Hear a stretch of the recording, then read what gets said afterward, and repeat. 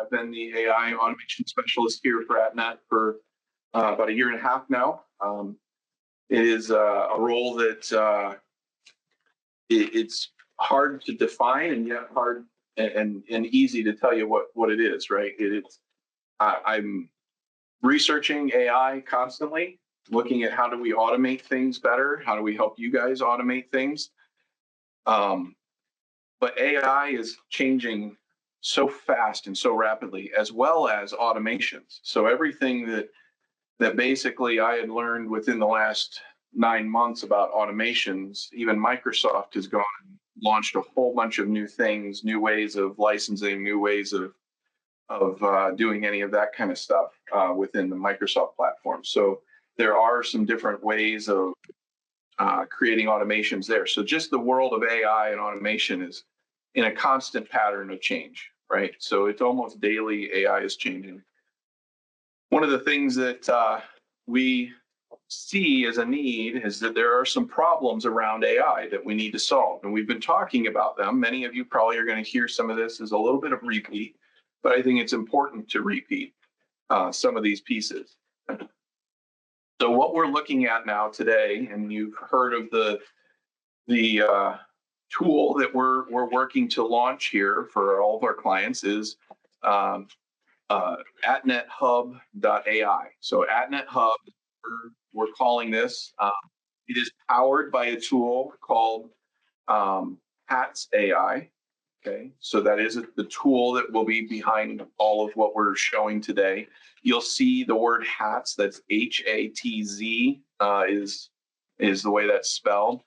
You'll see that throughout the slides, but also in the training and things like that we'll be showing a little bit of today in domain names. And so we're not keeping you a secret that Hatz is the tool that we're using, but we want to make sure that everybody knows we're launching this is AtNet's AI hub is what we're trying to really communicate here, because we think this is an important platform. It's private and it's secure. And that's the really important piece about integrating AI into our workflows every day. Okay, so let's see if we can get this to move to the next slide. There we go.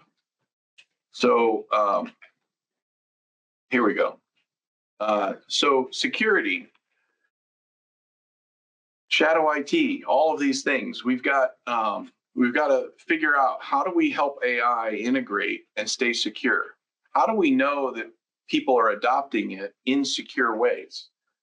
How are we training people so that they know what they're doing with AI, so that they know how to securely work within it, and then they're adopting the practices in a healthy way? That's something that we all need to be aware of, working towards, and looking at as we enter into any of the AI readiness kind of concepts that everybody needs to be aware of. Okay, one of the also big key components of all of this is cost. So how much does it cost to start getting involved into this world? There's all sorts of different methods that we could right now. I've always said that AI right now is kind of like, and this is going to say my age, obviously, but the conversations around Betamax or VHS or Laserdisc or DVD, right? So which one's going to land? Which one's going to become the dominant one in the world of AI? And right now, I'm not sure there's a clear delineation between any of the brands of AI. So how do we interact with all of them in a healthy, safe, private way? And I think that's what we need to start to look at. So as we start to look at shadow IT and shadow AI, the reason this is a part of security here is because when you look at shadow IT, right? Shadow IT is, having a corporate environment where individuals are using softwares that management and IT don't know about and have not approved, but yet this tool is something that an employee thinks they need to use so that they can get their job done. Well, AI is exactly the same right now. We have employees right now in all of your facilities that are actually dabbling in AI at some point, whether it's on their phones or from their computers. and they're working in the shadow IT or shadow AI kind of method where they're going to be using the tool because they think it can help them solve problems in their job. That's what we're trying to head off when we start thinking about AI policies, which you've probably some of you have heard me talk about before. We need to have AI policies within our organization of saying, here's what we're permitting and here's what we're not. And if we are permitting AI, well, what tools are we permitting? So we need to land some of that because there's a whole bunch of options. What's that? I wanted to add that it adds then you can hold people accountable. I'm sure people are dumping information they shouldn't be. Honestly, everyone's probably guilty of it. Before if you don't give people something to use, well, use something. We're all probably doing it now. Mm-hmm. And ideally, then you can hold them accountable. If you put a policy in place, hey, when you use it, if it's information we own, it lives here. And then when they don't do that, they had an option to do it correctly. Yeah. So that's a big point also. Yeah. Yeah. And if you guys don't know Brandon, I should have introduced him before I got started here, but Brandon has been an engineer here for a long time, and you've probably all interacted with him in some form. He is also trying to take over or have some responsibilities in this area as well. And that's why he's been using our tool that we're going to show today. And he'll talk about some of those things later. So why is security important? Why is the shadow AI important? Well, it's because how are data models trained? How are these large LLMs, large language models trained? Well, it's by data. It's by prompts. It's by people interacting with it and uploading their tools or uploading their information. And so they're going to get trained with that. Therefore, you might lose data that is intellectual property that belongs to you as the main employer of these people, and you don't know that the data is going out. Because if we're using the public models at all, even in Copilot, the public model of Copilot is training Copilot at Microsoft. If you have the pay pro license of Copilot, okay, that's secure, that stays within your tenant, and that's good. But not everybody has that license. But Copilot is on every Windows machine, right? Now with Windows 11 launch, you can't get rid of it. It doesn't go away. 365 right there, Copilot is right in front of you. It's tied into Bing. How about doing a Google search? How many have done a Google search lately? Have you actually gotten Gemini to interact with you because you asked it to, or because it just naturally is there, right? It's just there. So Gemini is already an AI tool that's training Google's public model for every Google search that you're doing. So if I'm uploading a Excel file with any data in it to some sort of AI public model, it's training their public model, and we're giving away that potential intellectual property and personal information. So again, it's not to scare us, but we are seeing that the statistics are showing on a regular basis. So in the last 30 days, ChatGPT was probably used by 29 different users, 4,157 queries. Gemini, 3 users. I think that could actually be swapped because of how Google has implemented Gemini into the browser experience with the Google searches now. Claude AI, which is Anthropic, is the name of the company. And so that's a very competitive model to ChatGPT. Okay. And then DeepSeek. Guess what DeepSeek is, right? Have you heard of it? Anybody here? Yeah. Okay. So if you haven't, it's a China model. So it's China's AI model. They used Llama, which was Meta or Facebook's model. They built their own called DeepSeek, and now it's a public. It's actually under the public general license, so it's open source. So you can actually go grab DeepSeek, install it on a server here, and run an AI model on a server here in the United States. But if you use their public interface, that's running in China. So they actually say in their user agreement, when you look at their license agreement, they are definitely using your data to train their model. They declare it out loud. So that's not for me to be political about anything. It's just the nature of what it is. Okay. And so, yeah, go ahead. Just to clarify. Yeah. You were talking about Copilot that comes with Windows 11 Mhm. and it's on your base computer. And then you also mentioned the paid version of that. Paid version is private to the tenant. The general Copilot that comes with a computer Yep. is public, Yep. not in your tenant? Nope. Okay. That's why we have to be careful. We don't always think through that. I That is, had assumed if Yeah. we have a 365 license, it would be in our tenant, Yeah. not only out if there. you use the Copilot Pro license, Okay. will it be firmly secure within your tenant. Thank you. Everything else will be all out into the web. Now you can add your files to that if you want to, just like you can any of the other ChatGPT models and things like that. But it is not private to your tenant. And I'll add to that, Yeah. that it's more of the unknown of Yep. how it's used. You know, when you pay for the Copilot license, it's all, you can apply all kinds of policies, and actually it's internal entirely. When you use the Copilot functionality without the license, it is what Microsoft does. We don't know. You know, nobody can say. You know, somehow they use that data. Is it privatizing it, and are they doing something intelligent to it to Yeah. make it acceptable to non? You know, who knows? But that's the, you know, they're letting you use a service that you're not paying for. There's always a cost. Somebody's making money off of that service, right? Getting So you know, the way they make money is by taking the free data to train models and whatnot. But when I say public as well, it's the public version of that model. So OpenAI is not sharing data with Gemini at Google. That's not happening. But they are using your data in the public version of their AI tool. Okay. Does that make sense? Okay. So now we're also going to look at adoption. Some of that does still deal with some security, because what we're going to look at with adoption is how ready are you for this? AI readiness is the state of having the right strategy, data, technology, and skills in place so an organization can safely and effectively use AI to solve real business problems. So what is our strategy? Well, do I have the understanding of what it is that I want to implement within my organization? What do I want to start trying to do? What are some maybe use cases, as the second point is? What are some ways that I want to implement this? And what then tools am I going to use to do that? But then how do I measure whether this is helpful or not? What's the ROI measurement? How do I decide that?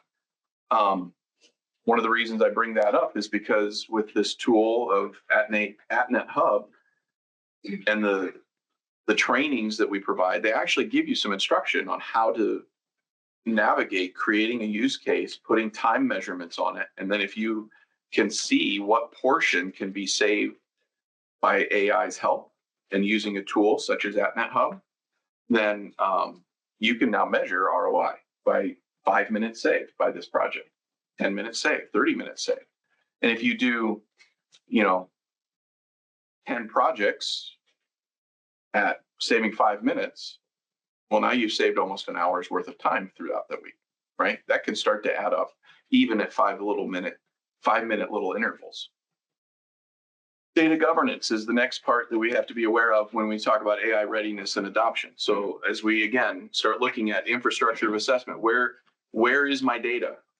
Where is it stored? How is it being stored? Is it on internal servers, cloud servers? How do I get access to that data? How far back does the data go? That data history is an important thing if I want to start using it to start creating some informed AI tools. Well, do I have 1 week's worth of data, or do I have 1 year's worth of data? That's going to determine how effective the AI is going to be in giving good, accurate answers to some of the things you're looking at. Okay. All right. So trust and security concerns is one of the barriers to adoption, right? So if we're afraid of AI taking my intellectual property, well, then we're going to be resistant to wanting to put it in there, right? Into our workflows. Lack of clear use cases. Maybe I don't know how I'm supposed to use it, right? That's probably the one that I hear the most. How, Dan? What should I do with this? I want to do it. How do I do this? Change resistance. I hear it all the time. I've just always done it this way. A Google search is just fine for me. I don't need AI to do it for me. Okay, so I hear that a lot. Skills and confidence gaps. So who's trained on the AI tools? How do we get people trained? I don't know how to do that, so we're just not going to move that forward very fast. And then data readiness issues. So again, is my data out of date? Is it scattered across multiple storage locations? And is it hard to get to for the AI tools that I have? All right, so again, more adoption, building trust. So we want to build trust. We want to make sure your data is secure. We want to make sure that data is encrypted, even when it is getting uploaded to an AI tool. Most of the AI tools are all web-based. So that data has to travel from wherever you store it to where they store it so they can use it for that prompt that you're interacting with. Is it encrypted between there? So we have to verify those things. We have to also see that employees sometimes also battle with, well, if AI can save so much time, do I have a job anymore? And we hear this a lot. We see Google laying off people. We see Amazon laying off people. I actually know somebody who's an HR person with Amazon here in Akron, and they've been laid off because they've replaced that person, that HR person, with the AI kiosk.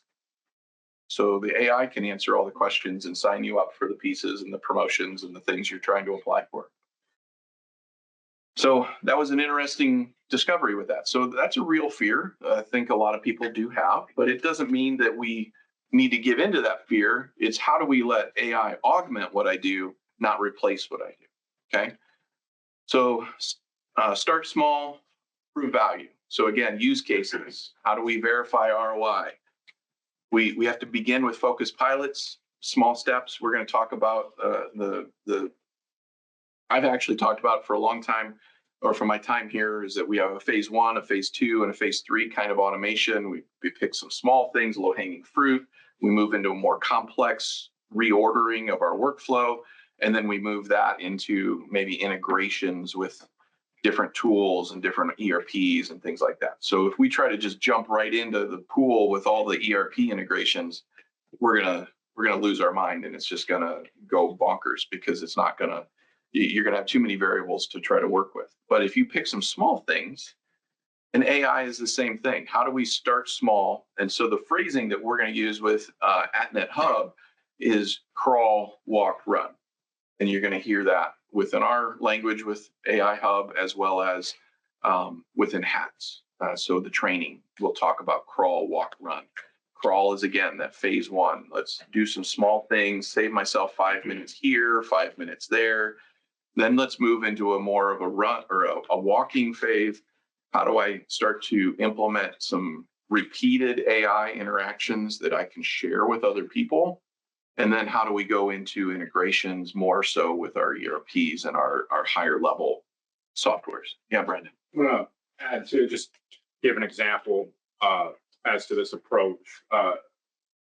Initially, the chat only feature, that's what we're going to focus on. Mm-hmm. Every user can do that currently. That's like what people know they need, they want it. Different models, drop, attachments in there. It's secure, it's in its own tenants, wrapped up, it's your data.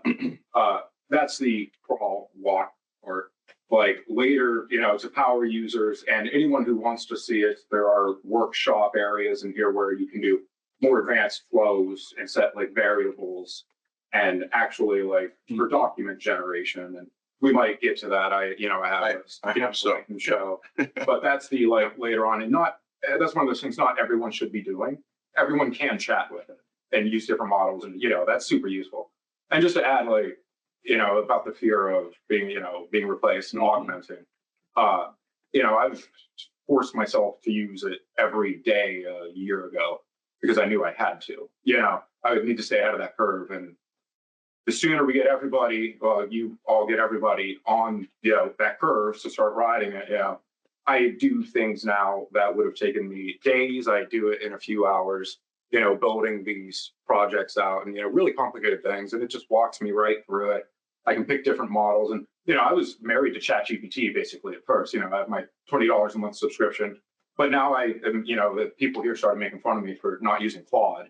You know, like I'm like, okay. So I really started using Hatz, and I have Plot in there, and I was hooked. I was like, wow, it's super useful. Yeah. So once that's the main value right off the bat. Get everybody in there, they can chat with it. Hopefully it augments, makes whatever they're doing better.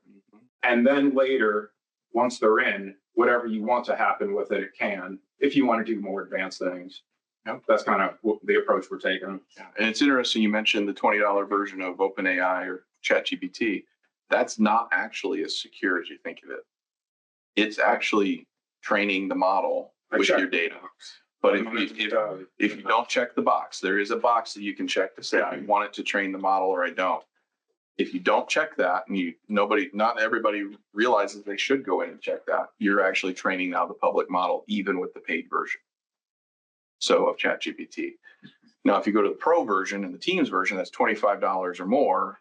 Okay, so you got a pro version, it's $200 a month, or you have a Teams version, which is $25 a person. I'm going to show you some of those numbers added up as to what we can provide in the AtNet Hub versus buying these things individually.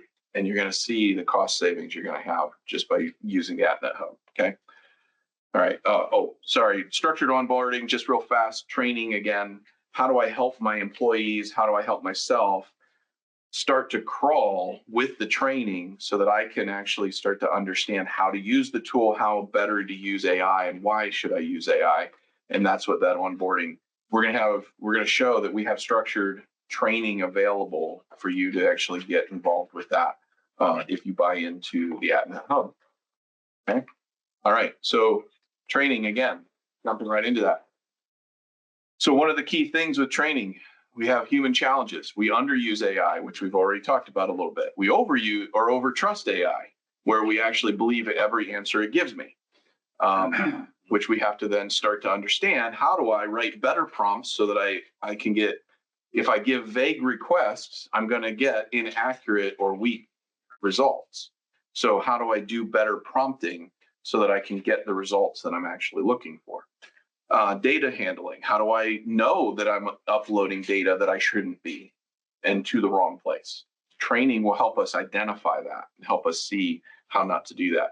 Change resistance. So again, I don't want it to replace my job, or I've always done it this way. I don't want to do something new like this. But I love what Brandon said. We have to start trying, or else we're never going to learn it. We have to make it a part of our day. And so why train on AI? Because if I see AI as a tool, it will increase productivity and speed and quality and consistency. It will start to increase those things, okay? Because it will be consistent. Even though this is the funny part about AI, if you run the same prompt 5 times in a row with the same model, it will probably give you 5 different results. Some of the result portions will be similar, but it'll format it differently, even if you run the exact same prompt. So it's kind of nice that that happens, because it helps us get closer, because it's starting to think about it. It's starting to go, well, that's not what they exactly wanted, what I gave them the first time. So let me try again with a little different tweak to it. And it's just like an intern who we give some instruction to, maybe a little too generic instruction, and they go give their first attempt at it. And then they come back and we're like, nope, that's not exactly it. Go try again. They go try again. They make some tweaks, they ask some questions, and then they come back with maybe something a little more accurate to what we were looking for. Okay, so well-trained staff reduces sharing sensitive data, as well as blindly trusting AI's results. So how to write prompts is what we need to train on. How to review AI output. What is it or is not allowed? What is or is not allowed to be uploaded? How do I use built-in features? So how are we need to learn the tool, because the AtNet.ai or AtNet Hub has tools and features that even your GPT chat window doesn't. And so we're going to have some new features and things that are available to you to use alongside of ChatGPT that actually augment even that tool so that it becomes more powerful. Okay. All right. So we're going to start to introduce some of the screens, and we're almost there. I'm going to start to pull up the live window, and we'll look at that together. Okay. So we're going to introduce our AtNetHub.ai, powered by Hatz. This tackles the privacy questions. This tackles the adoption questions, and it does tackle the training questions, okay? So it brings private, secure AI to 50 plus different AI models. So that doesn't mean there's 50 different brands out there. There's about 7 different brands that are pretty interactive and pretty good, right? Or really good. So we've already mentioned a few. We've got Amazon, we've got Google, we've got OpenAI, we've got Anthropic, we've got X.ai, so Gronk, which we haven't mentioned much here today so far, but that's all included. This list of models, it will be available to you, so you will see how many models there are. There's 51, and actually I already saw there might be a few more already being added because new LLMs are being created by these brands regularly. So 5.1, ChatGPT 5.1 just came out a week or so ago, and they've already got an input here. So you have upgraded models happening in Claude all the time. So they're launching new ones. It'll increase the number, because then we still have access to the old ones, but all of a sudden the old ones now are cheaper to run. So it actually is a benefit. We might still have the success of what we saw with the old model, but we'll have a cheaper version of it because it's now 1 series old. Okay. All right. So this is what your chat window does look like as you come into it. Pretty standard chat window, right? I mean, it looks like what you would expect it to look like if you've tried to use any AI tool at all. So this is just for the sake of the slide deck, we included this. I'm going to show you live the chat window and what it looks like, okay? But this is what you're going to see when you first log in. Branding is a little different at the top, but you're going to see that you have options there. You actually see on that window that the large language model that you're using, so it's GPT 4.0. You can see that that's high in its productivity. And you might not be able to read it right now, but that is medium then is the second one. And medium means how fast it is. It's actually middle of the road. It might be quicker than most, but not as quick as some of the better ones. Yeah, Brandon. To add to that, for each, whenever you, well, first I want to have the dark mode. It's easier on the guy. Yes. So, and whenever you drop down the model, like it gives stats for each. It gives stats about like productivity and the actual cost it runs, and just kind of like 3 different metrics that let you gauge, hey, this is good for summarizing. This is good for really deep research. It's going to take 20 seconds and really lay it out. And we'll see that here in just a second when I open up the live window, okay? And that's great. But those are some of the statistics that you're going to see listed beside each large language model, so you can start to see which one maybe do I want to choose to try this prompt against, okay? All right. Security. So here's the thing about AtNetHub, Hatz.ai. Hatz.ai was started by a guy named Jimmy Hatzel. That's where the name comes from for Hatz.ai, okay? He was a cybersecurity professional. That was his profession before he started Hatz.ai. He said security is #1 goal from the get-go. So they, first year, were already SOC 2 Type 1 certified within the first year. They have data audits regularly. They also have the controls and everything in place to maintain and grow their security as intimately as they need to, as fast as they need to, okay? So they started that right away. It is designed for security out the gate, and it is always being improved. Let me tell you, they have Feature Friday every Friday, and they are launching anywhere from 2 to 5 new features every week within this tool. Now, does that mean that your user interface changes drastically every time? No, but new integrations. And the thing about their integrations is that any tool they partner with has to measure up to SOC 2 Type 2 security, or else they won't partner with them. So they are taking seriously every integration, every piece that they're adding to the AtNet Hub, that security is number one. Okay. So your data is not getting lost in transit. Okay. So what you see here then is that we have minimal data collection. So within the tool, they're collecting as little as they have to from each user along the way. Okay. So they're keeping as little bit of about you or your users as they need to. So the typical is, again, that data that's typically saved is name, email address, some uploaded documents, and I'll share about where those are actually stored here in a second. The chat history, because when you start chatting with any of those things, just like any of the other chat experiences you've had, it's stored along the side and you can go revisit that chat later and maybe even pick it back up again. So those are the pieces of information. All data is handled and governed in strict secure policy controls. Okay, so their policy controls is that if you upload a file, it's stored on their servers. None of the files actually go to any of the large language model brands, except for ChatGPT. They just shared that they have an agreement with them that the minimum amount of information from that data file is sent to ChatGPT. Okay, but they have an agreement with them that keeps the security levels encrypted and at rest and in transit. Okay, so that's the last point there, is that any data that you're uploading, any data that is stored, is all encrypted. Okay, all right. I actually have a number of pieces of information around the security, because I do think that is the really important part about what we're trying to accomplish here, is that giving you a tool that is secure for you and your users to use, no matter what industry you're in.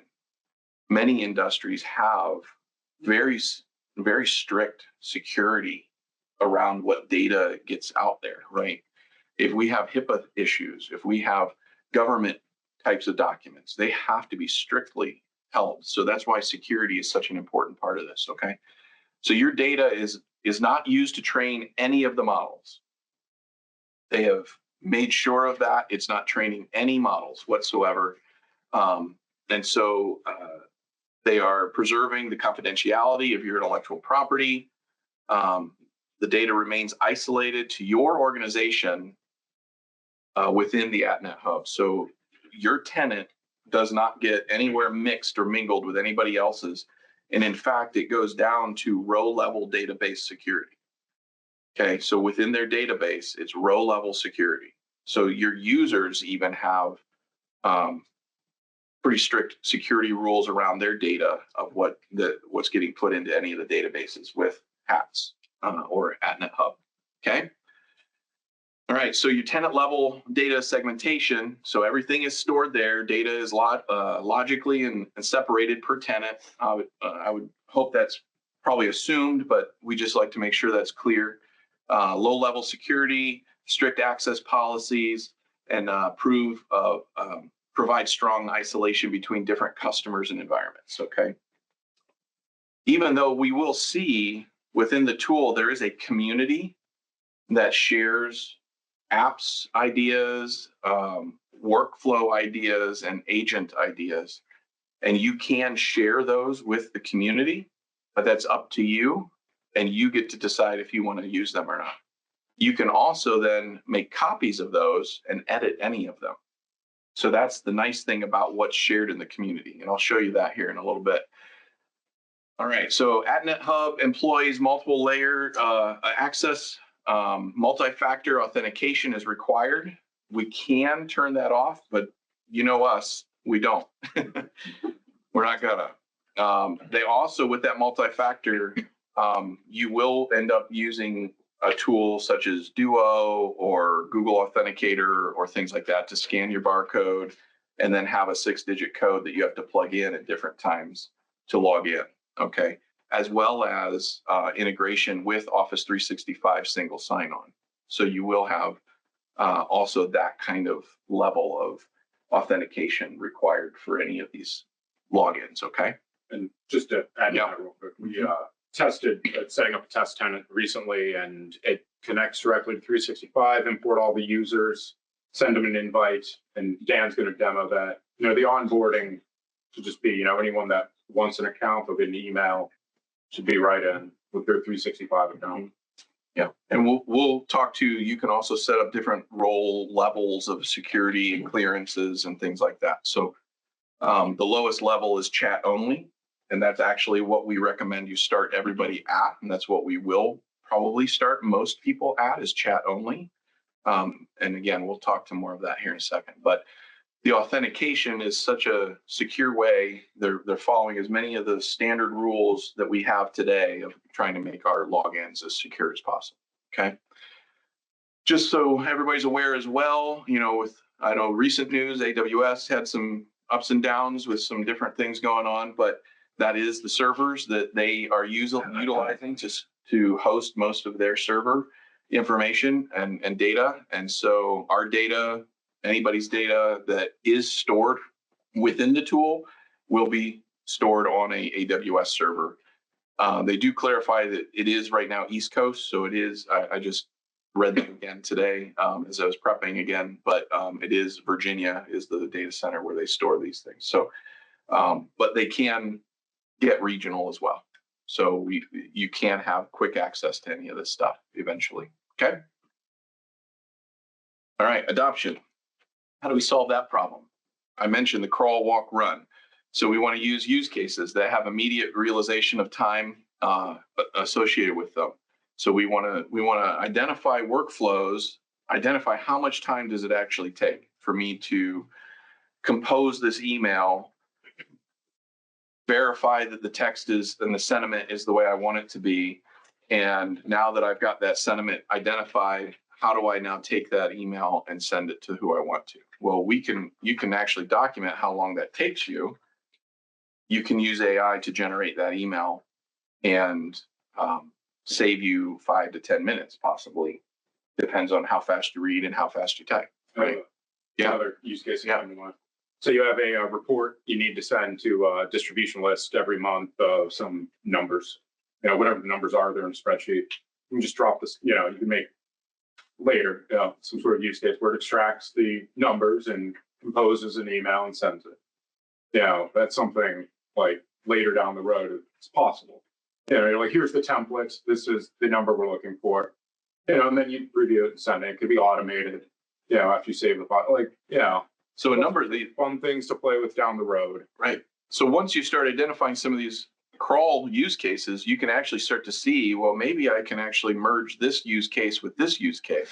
Well, now we're entering into walk mode because now we're walking. Because now, I'm thinking about, okay, this is actually something I can do this way, and I could do it this way. Now I can bring these two small use cases together, and we would call those apps within the AtNetHub platform. And now we can turn that into a workflow. And that workflow will say, okay, let's run this app first, this prompt with some variables that I want to enter into it. And then we can link that and run the next one automatically. And it'll just workflow right through it. So those are some of the things that we're gonna get to at least take a look at. I'm not gonna necessarily run a live workflow today, but at least that's not been my plan. We'll see how much time we have and when we have questions at the end. All right, so AI use case, walk is, it takes more time to implement, but can be recreated in multiple areas. So we can use it across multiple departments, maybe multiple different types of things that we can do with it. And then run is where you start to deal with integrations and implementations with other tools, okay? Maybe third-party kinds of tools. Okay, again, AI research is another type of use case with this, image generation, brainstorming. So you can actually ask the AI tool, what's some good use cases for my industry? And it'll actually start giving you some ideas. I have a friend who actually was out at a conference. He was selling his product at his booth, and there was it was a full conference room of booths. And he's like, how do I get attention to my booth? How do I it's just not, I'm not getting the foot traffic that I hoped I would. So he got onto ChatGPT and he said, hey, what's some good ideas? Give me 3 ideas of how to get foot traffic to my booth at a conference like this. And he made a little more detail with it. And he came up with like 3 different things. One of them was actually form a conga line and start having people, move past your booth through the conga line. So he did. Him and a friend got their conga line together. And they actually also, one of the ideas was costume party. So actually they encouraged people on the day 2 to actually dress in a costume at this other booth. And then the 2 booths worked together and they actually pulled that off, and he got tons of foot traffic and he was the favorite booth of the whole place. And it was all just because he's like, man, how do I get more foot traffic? He asked ChatGPT and it gave him some crazy ideas, and he's got enough to do them. But that's how you can brainstorm with an AI tool like this. Okay. And then file analysis. So you could actually, again, upload a Word document, an Excel document. We'll actually see a workflow that can take 3 Excel documents and turn it into 1. So it can merge them. You can do all sorts of different things like that. So different ways, but that's more of a more walk to run kind of workflow. Okay. All right. So walk, again, community application, community basic workflows, community agents. So what I'm talking about is that someone who's maybe been more well-trained in the AI tool starts to create some of these applications, workflows, and agents so that the company now has access to them and can start to use them. Okay. And then you can also group things. So when you start creating any of these 3 things, you can actually group them in a way that only goes to different business units. So you can group it so that, like for us, we're looking at creating a technical agent that would actually help us answer help desk tickets faster. Then we have the potential of maybe a, client success manager that has their needs that they need to only have this app for their team that doesn't really apply to the technical team the same way. So we can create those things. Maybe we even create a security agent. So now we have a cybersecurity agent that we can start to bounce questions up against and chat with. And then we don't bother our security team quite as much as we used to. Okay. So those are some of the ways that we're thinking about doing some of this, but we could actually take that and create groups so that apps, agents, and workflows are only available to certain teams. Okay. And then they can be shared across those teams. All right. And then run is, again, you have now custom applications. Now you're really thinking about how do I merge and bring all these different apps together and turn it into a workflow that's just complicated and has all these different steps to it. So those are some of the ways that we can start to get into that run phase. Okay. All right. So adoption also is, how do I measure who's actually getting into the tool? Is anybody even using this? So this is our demo page, our demo domain or tenant setup, and this is the adoption page. So you can see what the usage is. So you've got your intro package there in this window right here, and you have 30,000 credits, and I'll talk about credits and how those work here in a second. But you can start to see in 1 month how many people are using up those credits, and see. Yeah. It's a bad example. We should have shown them when the credits used. I just wanted to get on you. Yeah. Because I should have had. Yeah. And actually, you have it up. We could like the actual usage of who's signed up. Dan and I made this tenant just to make demo usage, do some demos. But the metrics start to look pretty. You can actually tell who's using it, who's not using it, and that's probably going to be something everyone's looking for.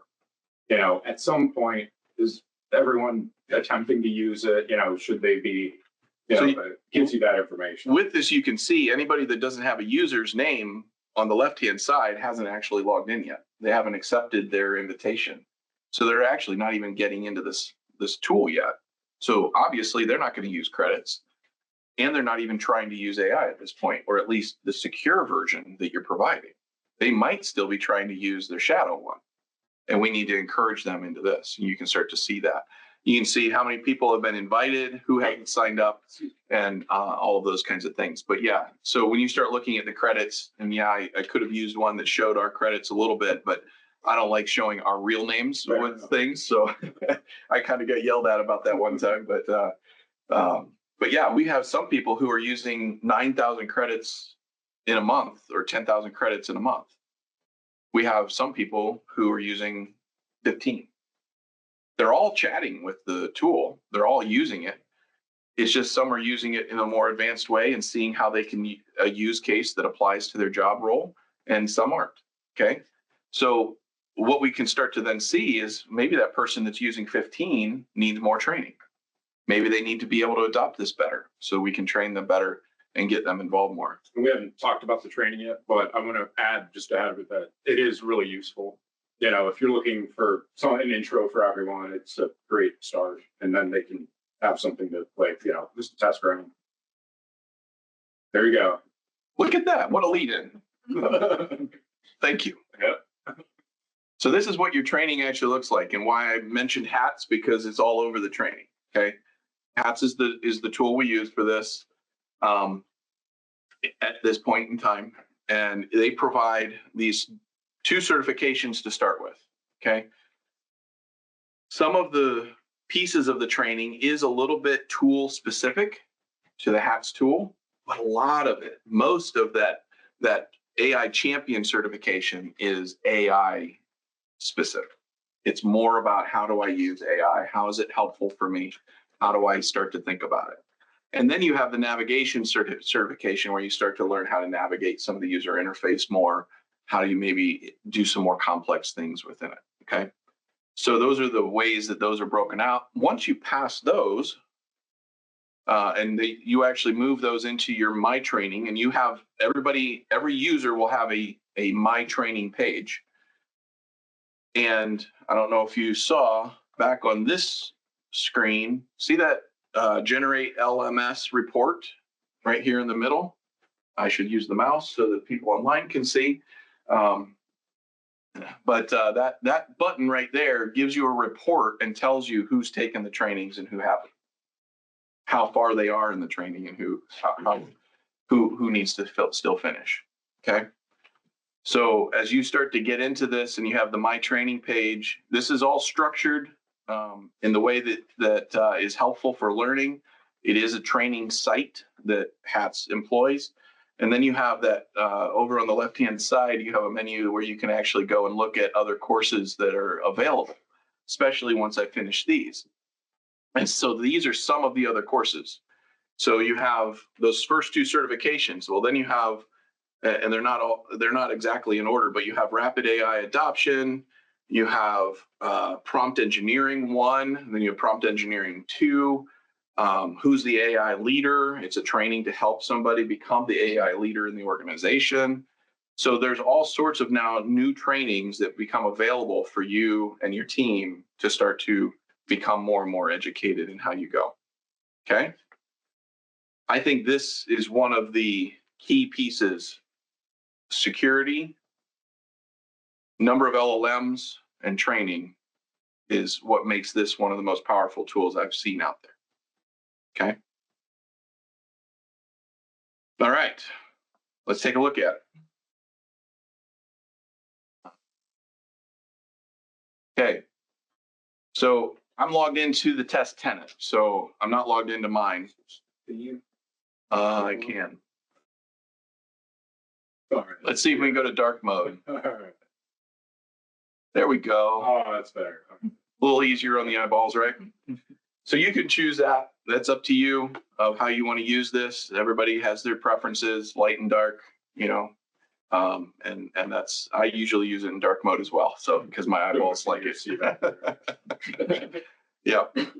What you see here first is just a lovely welcome. And then maybe you have some, widely used workflows that you're maybe most common in, some things that you can start to work within. You have your organization. So within, this is where within that walk section, we can start to create community automations that can be shared with the whole organization. And somebody who knows what they're doing within these tools can start to create those and share them with everybody that works at your company. Okay, and that starts to get shared and starts to grow. You also can start to categorize those things. So you can create categories of tools. So maybe you have business units that maybe need to see their tools. You can see all the tools. There's all sorts of ways that that happens. And then you have community templates. And the reason they call them templates is because, again, these are starting points. These are some things that other companies have developed, and you can start to look at it by industry once we get into the workshop. And you can start to see, like, this agent was developed by someone else, but guess what I can do? I can open it and run it as it is, or I can click these three dots and I can duplicate it. I can also add it to my favorites so that I can always get to it as fast as I want to. But if I duplicate it, it will create a full copy of this, and then I can go in and tweak it within the workshop. So this is a really great way to start getting use case ideas figured out so that we can start to see how I can use this tool most effectively, okay, and how somebody else has done something I'm trying to do without having to go to Reddit or somewhere else, as many developers like to do. So that makes sense so far?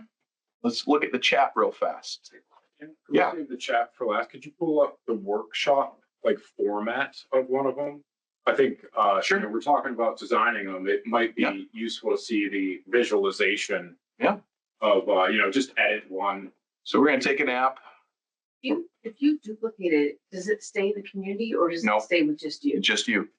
When you duplicate it, it creates a copy within your tenant, or actually within your account. Yeah, it's your account, and then it gives you an option to publish it to your tenant. And then there's a checkbox on the bottom that says you can share with community. It's not checked by default.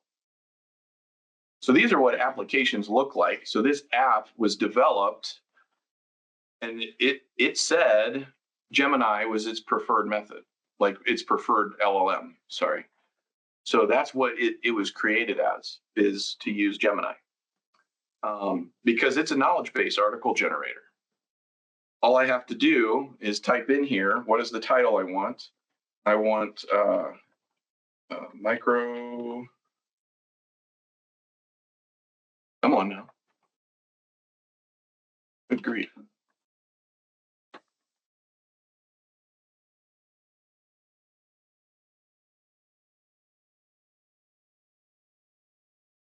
Okay. I can actually start with that as even my topic descriptor. So my title goes in there.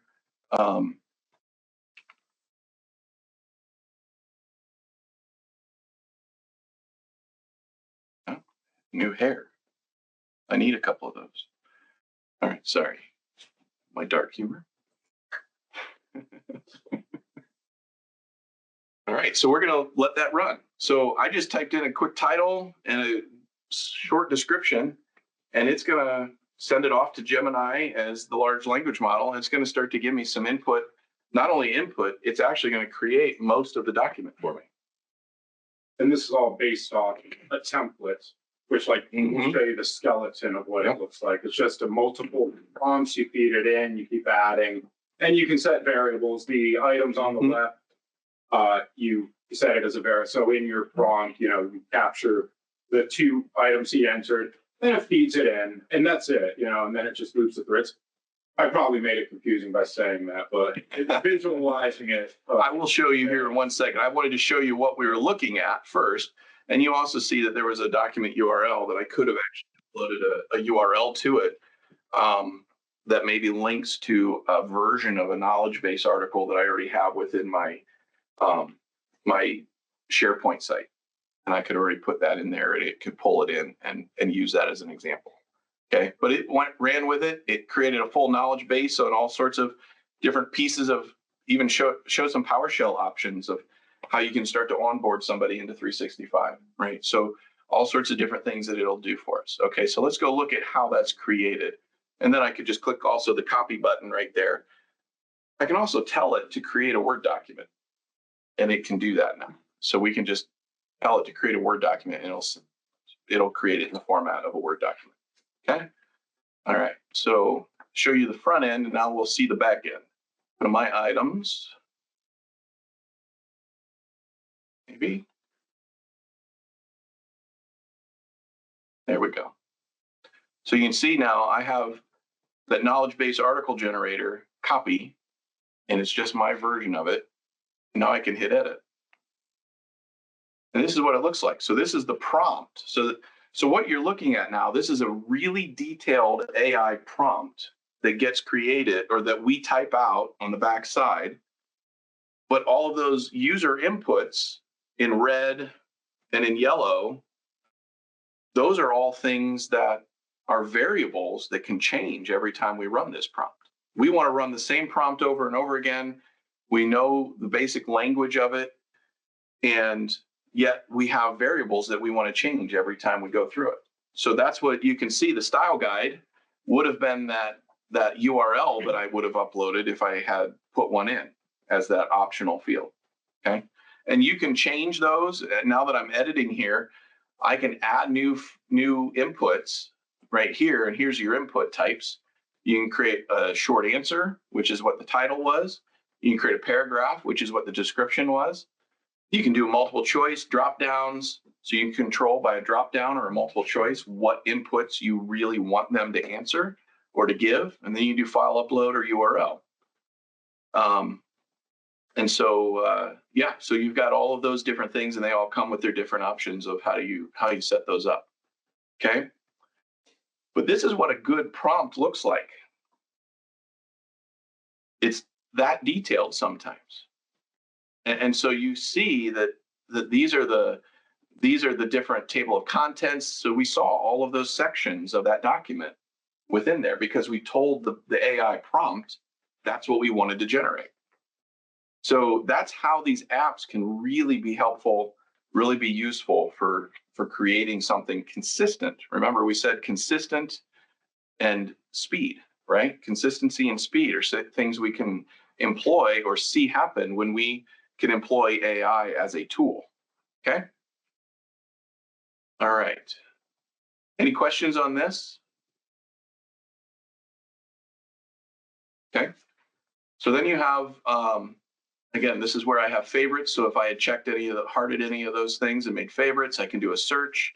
I can look by category, again, business, text writing. So these are all different apps, but you can see I only have one. It's a text writing one, right? That's the only category I have. Why? Because that's the only one that I have as a user within my user account right now. That's the only one I have access to. Now, as we have an organization that shares more with me, I'll have more that show up there.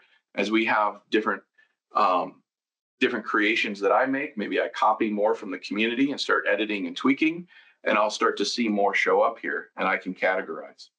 Okay. Yeah. Almost one. Almost one. Yeah. Yeah. All right. Here's shared items. This is a app that Brandon has used a lot. He shared it with me because it's one that he thought was important that I needed to see. So this is how users can create their apps and share them with other users within the platform. So, but that's all within just the tenant, right? All right. Yeah. Can you limit? Yes. Yeah. So those are some of the different user roles that you can put on users. So as you that will be addressed during the onboarding. Yeah. Like everyone will have chat, and then whoever you'd like to have the additional functionality, we can add. You know, at request we can add. If ever it just defaults chat. So this is an example of the users that are set up here. The role of general user actually is one that has access to all of the different features, which is chat, workshop, and phone agent. Okay, phone agent is one that I'm not going to cover today. It is available, but it is an AI agent that can answer the phone for you. It is a tool that can do that. So, there's a few videos out there that we can post to people afterwards if you guys really want to see that. But I didn't think we were going to end up having time anyway. And it's not one that we've employed yet. There's a little bit of growth that can happen with it that we think will make it better really soon. Okay. But you will hear that talked about at times. Adele is the name of it. And so you can see you'll see videos of that. If you look up Hatz in YouTube, you'll find videos of that. Okay. All right. Trying to think. I'm a little shorter on time. Chat. Yeah. Yeah. That's the bread and butter. That's why everyone's here, right? Yeah. So again, you see that you have the GPT 4.0 or 4.0 as default right there. I can change that to some featured ones. Right there's GPT 5.1. I can actually start to use Gemini or Claude 4.5 Sonnet, which is actually just as competitive. It's right up there with any of the GPT models. Claude Sonnet is really good. But actually Gemini, the reason it was used in that one app is because Gemini is really good at text writing. And so it's a really good LLM to use for generating more text, maybe emails, maybe documents. Okay. Not that these are going to be awful, but it is one that's used that way. So then you can see there's categories of these LLMs. So you have advanced ones that are high ability models that can maybe do a lot of everything really well. You have tool use ones where they do tool calls out to some of the tools that we can have. And I'll show you that in 1 second. So then you have reasoning ones that are really intense reasoning ones. Maybe they're more for analysis and processing. You have fast ones. Maybe I just need a quick answer, and I don't need it to think really hard. It's more of my Google search kind of question or prompt.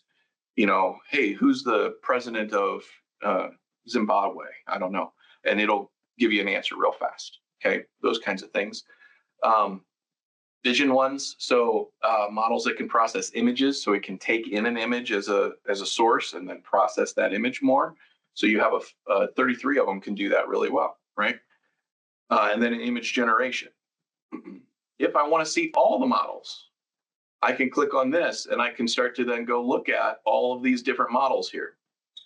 And I can see all of them then by brand. So Amazon, Anthropic. There's a number of those. Google, okay. Meta, which is Llama. Mistral, which is actually a company called Perplexity. Okay. OpenAI. And then X is the last one on there. Now, I hope you all saw, maybe I didn't, I think I did, just for the sake of it. Yeah, we missed it. DeepSeek wasn't in the list because we can control what models are exposed to your users. You don't have to expose all of them. If you don't want any of X because you just hate Elon Trump or Musk, whatever you want to call him, right? Maybe you don't like him at all. That was a Freudian slip, but it worked, right? Been playing with AI too much. Yes. And you just don't want X to be exposed to anybody, right? Or DeepSeek, I don't trust it. And I'm not going to put it out there for my people to use, okay? Even though it runs on Hatz servers, I know it's there in the US. It's not necessarily China servers, but I don't know if there's phone home capabilities built into that open source code, and it's sending data that we don't know. I'm sure they're making sure that that's not happening, but I just don't feel warm and fuzzy about it. So I kicked it out. Security engineer, it's not. It's not. Yeah, I know. I mean, you can see the packet traffic, right? But no, it's. I just don't feel warm and fuzzy about it, so I'm not going to leave it out there. Okay. So those are, but I use that as an example because you can determine those tools as you want. I'll give a real world. A model could be trained to give conditioned results in a sense of a entity of something that you don't necessarily agree with. Like it could be presenting the information to somebody interacting with it in a way to lead them to something. Yep. Like that's where you would want to limit contact with certain models because we're at the very early of development. Like and so he's going to turn into who knows? What that's called is AI bias. As you train models, you have AI bias. It's going to be biased towards the data that is given, right? And so that can agree. Hopefully, move that way. A Russian model would probably not favor this America. You're right. And I don't want to, but like if, Putin develops a model, he probably has an intention, like, So then you can also see when you're picking a model, there's those identifiers also, the medium productivity, the fast function of, Claude 3 Haiku is really fast. It's low cost. It doesn't cost a whole lot of credits. Okay. And then you can add, it has tools that are added to it. And it already has tools that search the web or things like that. And I'll show you tools right now. So you'll pick which one you want to go to. So Yep. does it rank them based on what you're trying to search? A certain model? That's a good question. Yeah. So that's where some research on your own and just kind of, I'll say fanboy, because everybody has their favorite one. Each one does something different. And you could ask it, even a different model, it would probably tell you, it would probably actually honestly answer. OpenAI might say, no, Gemini's better for this. If you were to say, this is what I'm trying to do. Because the most recent ones, let's say there's 5 most recent ones from each of the big, and they're pretty much the same for general every day. But you will, if you use all 5 of them, you'll probably eventually have a favorite. Yeah. Like you'll just land on one, and just like we all do with car brands, So one of the things that I've discovered that you can do in the Hatz tool or the AtNetHub is that you can put your question of that model. What is this model best for? Which one would be best for image creation? And you can run that as a prompt, and it'll start to give you that information.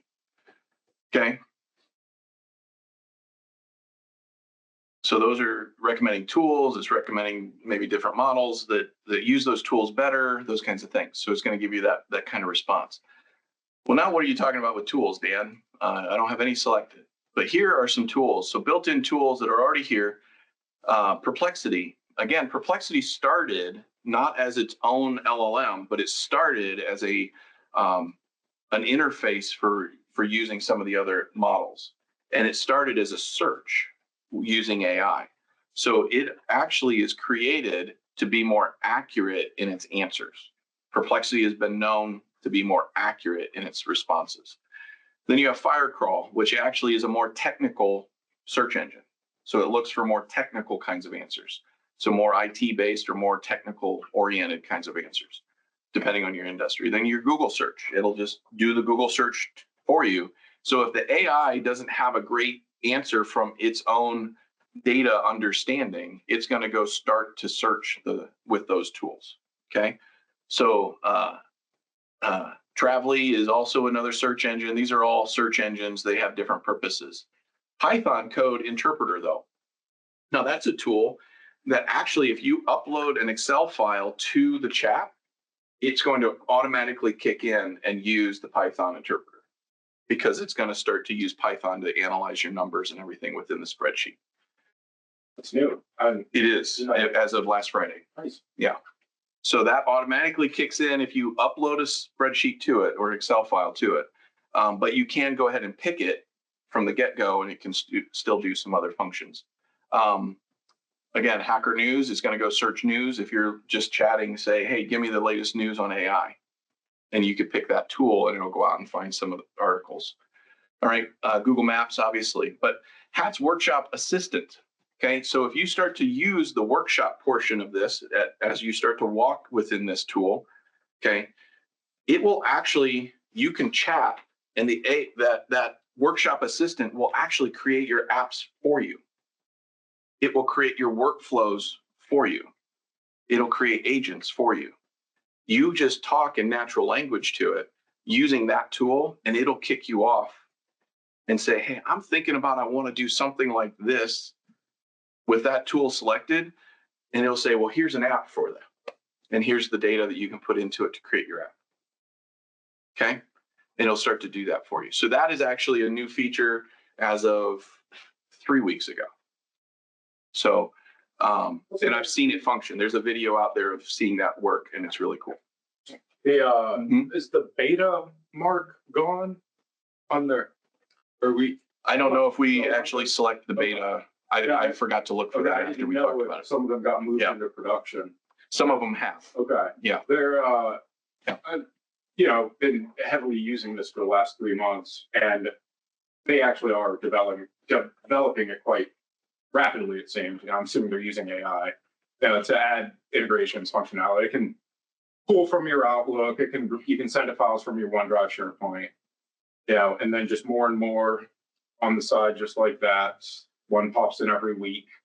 So, I don't want to overpromise, but it seems as though they're actually building it out. And so a lot of the available integrations right now are in beta mode, which is why they're not showing up here, because you can check a box that says show beta features or don't show beta features, which in an initial launch, when we're crawling into the tool, I don't think we should probably be attempting to use beta features right away. We can, So, if there's something on during the onboarding somebody really wants, we can turn them on for individual use cases. And I'm assuming they'll move out into production fairly quick. But Outlook is out of beta. You can connect Outlook and it'll read your inbox. It'll read your subfolders. It'll start to interact with all of your email, just like Copilot does. So this is why Hatz, for me, is starting to be a tool that I might recommend more than a Copilot at times, because it's already starting to integrate with all of the 365 platform. It is actually starting, they're in beta is OneDrive and SharePoint integration. And so we do have people using that right now in beta form, and it is working well. Okay. You can grab all of your files. You can tell it, hey, go search for this file, and it'll go find it for you and pull it out and show you the URL on how to get to it and find it. So add to that, there's no write functionality yet. That's, I believe. We can't necessarily send a file to OneDrive and analyze and do manipulate it, but it will create certain file types right now that we can then download and put where we want, but it's not going to put them there for us. That makes sense. It will start to form emails, and it can send emails. It can write to LinkedIn. It can send Slack messages. There is a Teams integration, so Microsoft Teams integration that you can start to send Teams messages and things like that. So those are all in beta still. And they're actually been in beta for a month or more now, because they want to make sure they're solid before they turn them on for everybody. So that's why they're hesitant. Okay. But yeah, they're launching new features every week. Dan, you mind if I give an example? So we turned on everything for everyone here at AtNet, the full workshop and chats and the general user license. And even some people here were just like, whoa, like, kind of turn them away from it because it's just a lot. And you look in the workshop and you see all these bubbles and variables, and then they just never open it again. So that's why we're big on chat for everyone. Yeah. And then case by case, because people will get in there and spend hours trying to figure it out, and maybe they shouldn't be. So want to keep that in mind too. Yeah. Which is the interface that most people in our firm would see? This one or the dark one that we just had? The dark one is what you're going to see. That is just the training interface. So when you go to the chat, this is your chat window. When you log in, it starts at home. It's going to start here unless you. And they will not have the workshop and a phone agent tabs. Yes. But by default, those can be added. Correct. So by default, you'll only see the chat, workspace, and learning portal. If you want data as a knowledge source, like specifically, where can you add that? Or do you have to upload it to SharePoint and connect it back? No, when you right here, when you click add. So if you have the integration of OneDrive, or it'll scan your computer and you can upload it from your computer, just like a chat with ChatGPT might. Well, I'm saying more for the workshops. Like right now we have Copilot agents that we fill out, and the knowledge source is from our SharePoint site. So something similar to that, where this might not be there yet. Okay. Because there's no direct it's close to SharePoint sites. It does I guess it should have been clear. It links to the user because you're signed in with your 365 user account. It links to your OneDrive. So I'm assuming at some point additional functionality would be added, but I don't know for sure. So if you had the content in your OneDrive, not ideal. So when you're building an agent here, so this is something that we didn't walk through yet. This is, again, it looks similar, kind of a similar user interface of what an app backend looks like. But you can see, you can start to test the agent. You can start chatting with it here in this window. Over here in the left is where you're actually putting the different categories, you're putting information, description. But these instructions are where you would then, like with Copilot, you would add instructions into that box right there. Okay. And then you pick what model you want this agent to work with. So that's one difference between apps that I didn't actually show, is that once I run it with a model, we still have a selector in an app. I can change the model and I can see if this other model maybe gives me a better result, which is kind of really helpful within an app. Within an agent, let me back up one second too. With an app, I can't interact with the result other than change the model and see if I get a different result. I can then copy that, paste it into a text document or something like that, and then edit it from there. But I can't interact. I can't chat and say, hey, can you fix this and make it more like this within an app? Within an agent, I can interact with an agent. I can chat with an agent. It can produce the same kind of result, basically, if I gave it that whole big prompt in my chat window. But the agent will allow me then to say, hey, can you tweak this and make it a little different, make it more like this, maybe add this section to it.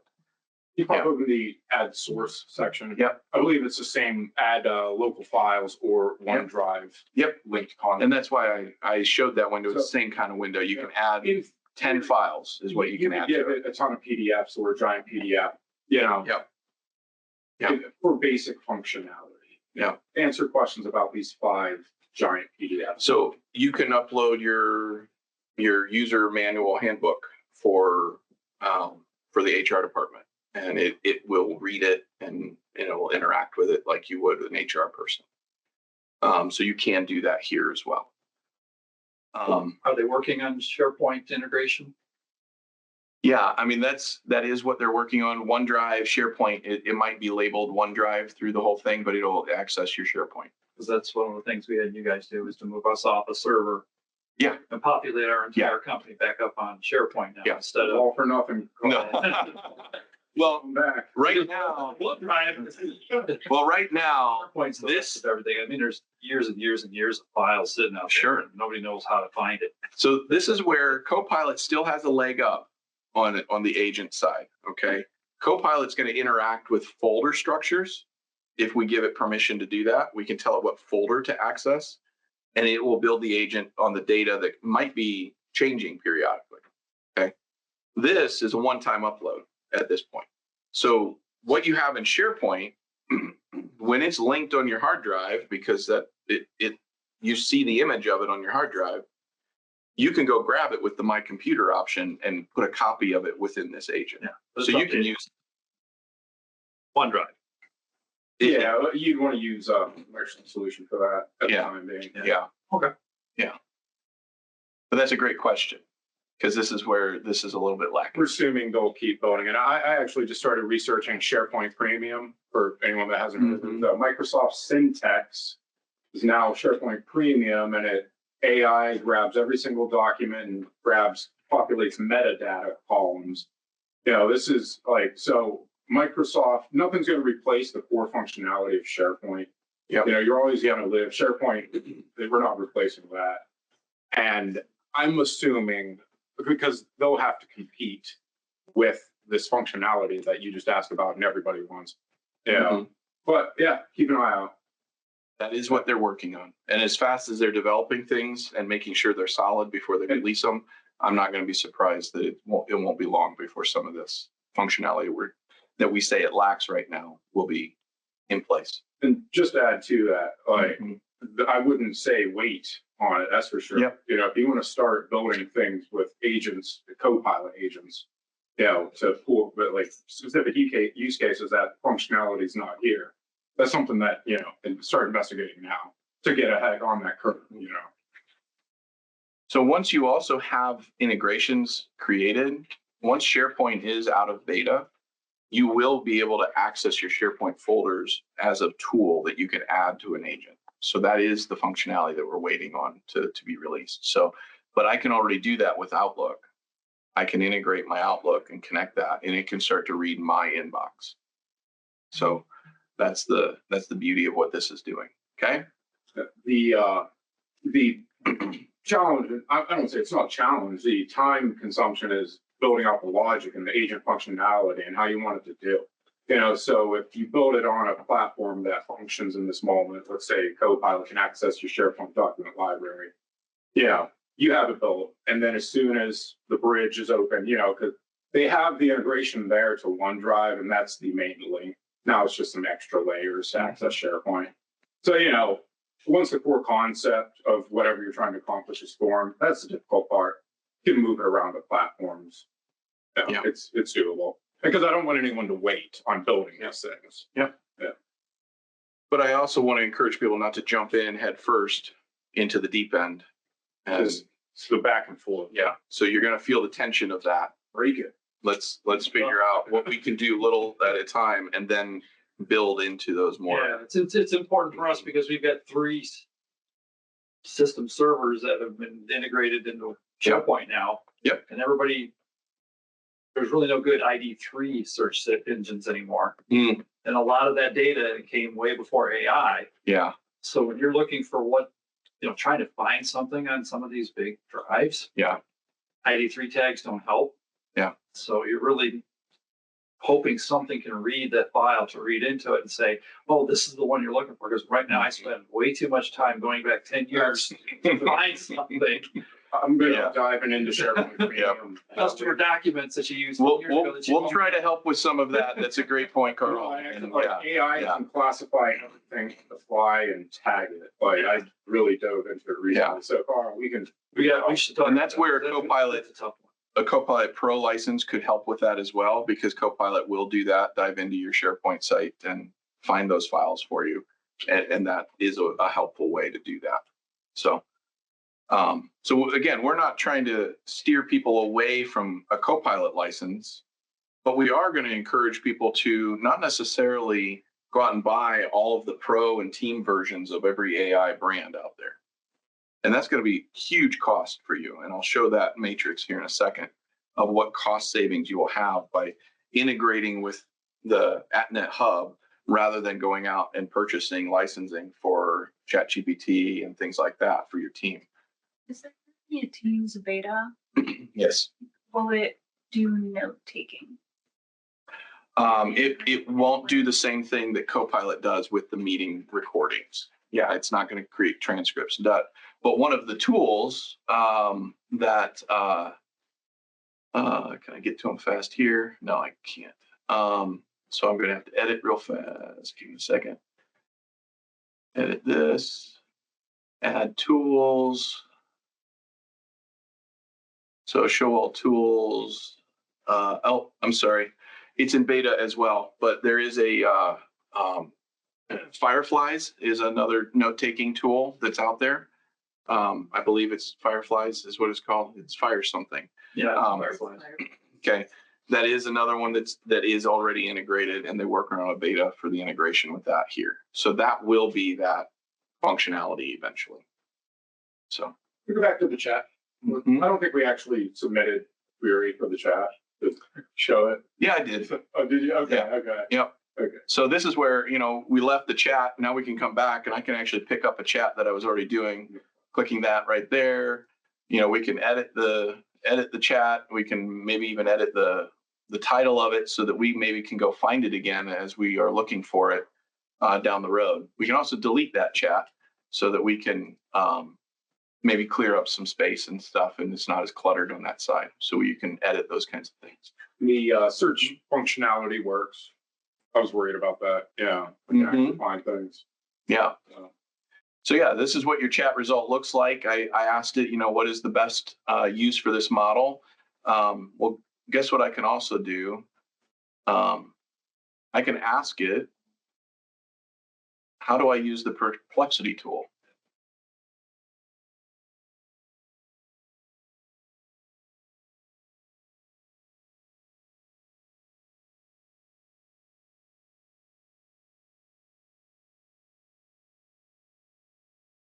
And if I didn't spell that right, it will probably fix it for me. So there's the best use for that tool. Here's what Perplexity's tool is best for, how it functions. This is I think one of the neat features of what Hatz does is that any of the tools that we have available to us, all we got to do is ask it in a chat and it'll tell me how to use it. It's part of the training process. It's part of how do I start to interact with it so that it tells me how to best use it. So does that make sense? Feel helpful?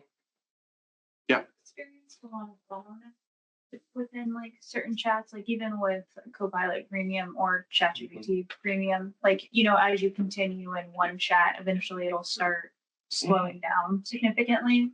Like if you have certain models selected, will that still happen? I have a good answer.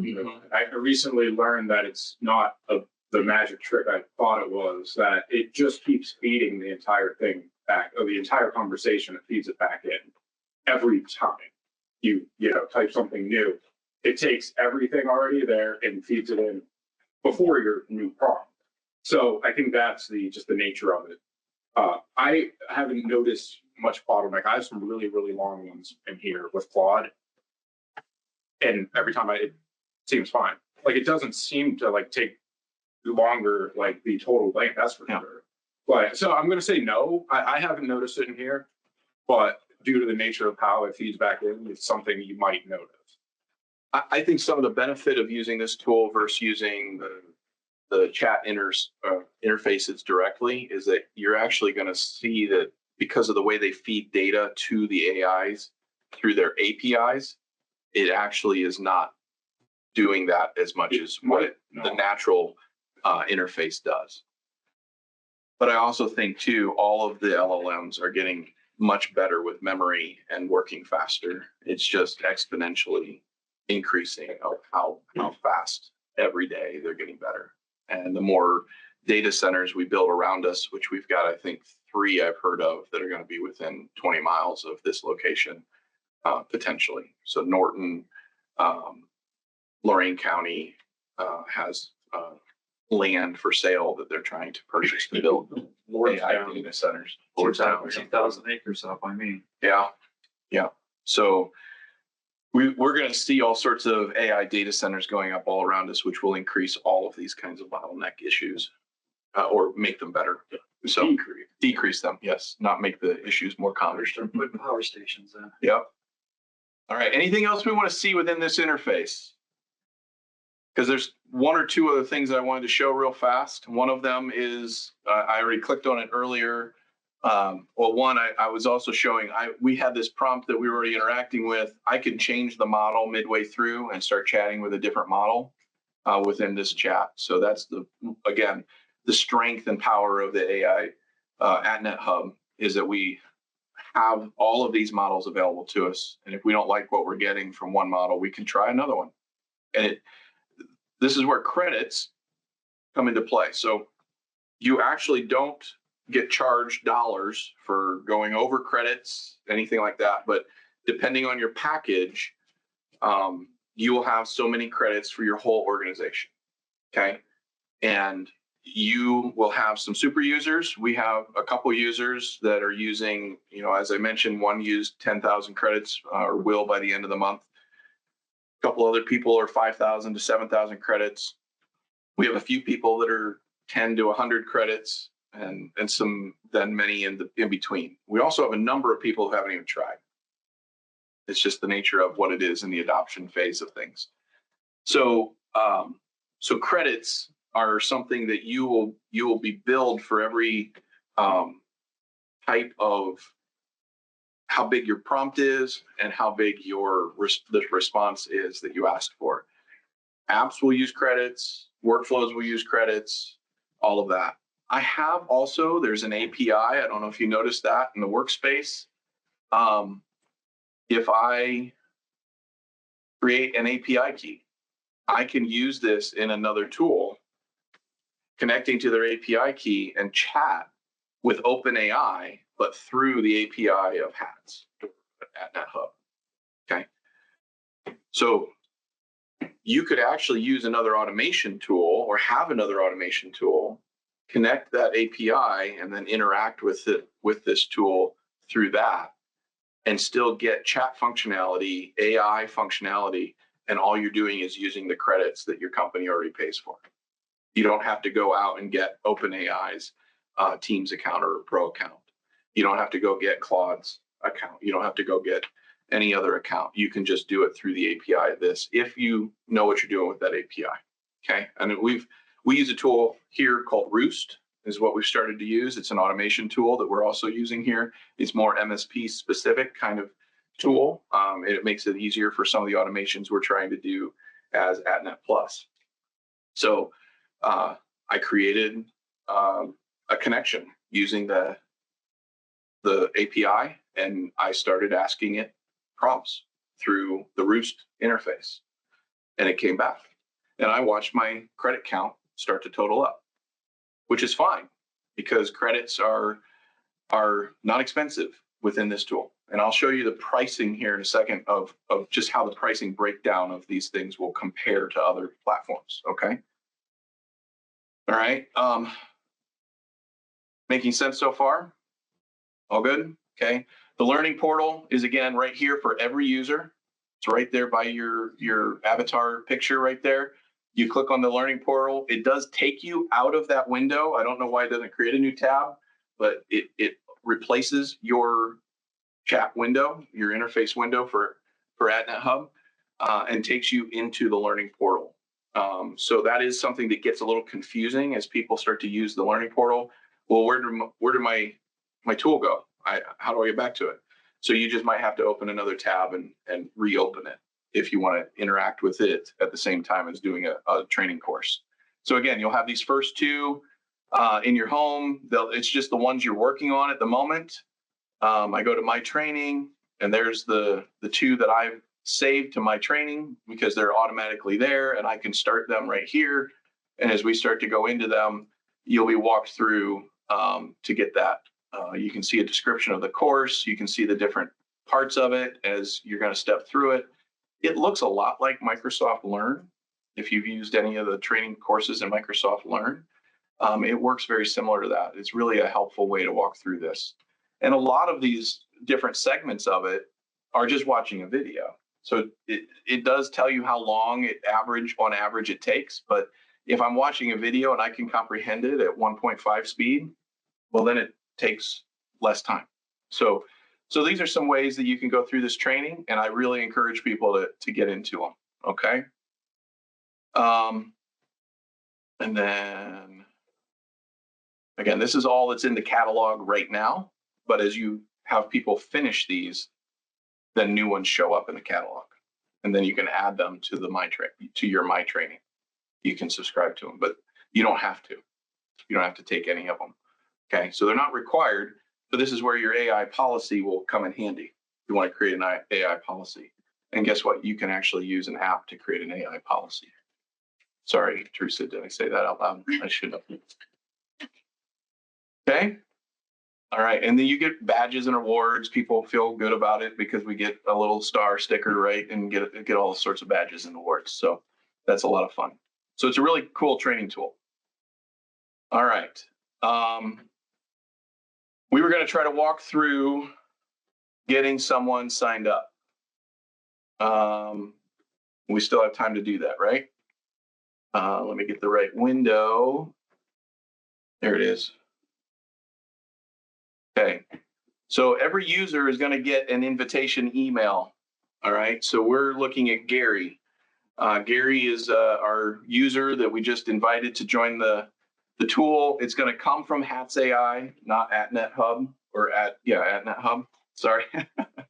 Trying to get the names all down, but it will come from Hatz.ai, which again is why we're going to see Hatz all over this, because this is the tool that we're calling AtNetHub.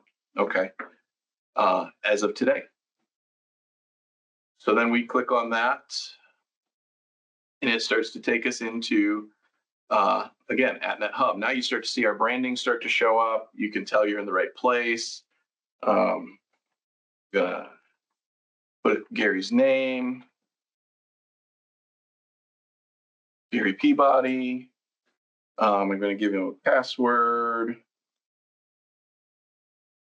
Now this is linked to this 365 account that belongs to this Gary user. Yeah. It threw me off that it asks you to create a password, but it's the initial you create a password, then you authenticate to Hatz, and then it links your accounts to Office 365. You basically never need the password again.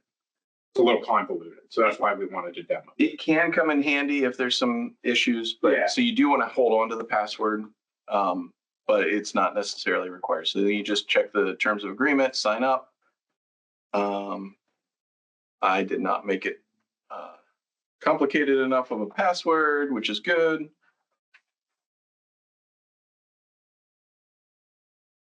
Let's see if it likes that one now. Nope.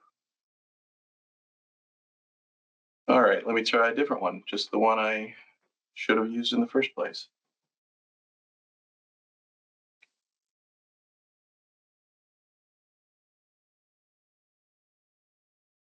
Okay. Again, remember that grace and mercy I asked for at the beginning of a live demo? We've all been in this situation.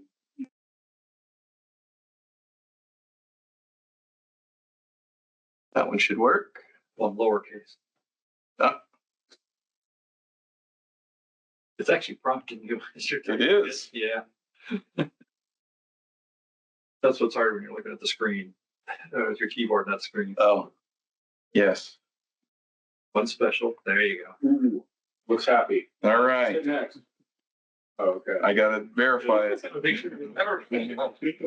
really hate when they don't put the little eye on there. I hate Hey, that. match. 30 characters. What is it? Hey, all right. All right. So now, wait a minute. I just put in a password and username. What's happening here? This is where it gets a little confusing. Yeah, and we'll make a PDF. Yeah. Send out some red boxes, red arrow. You know. Now you type your email, then you hit continue with Office 365. So now you see that actually continue with Office 365 became available.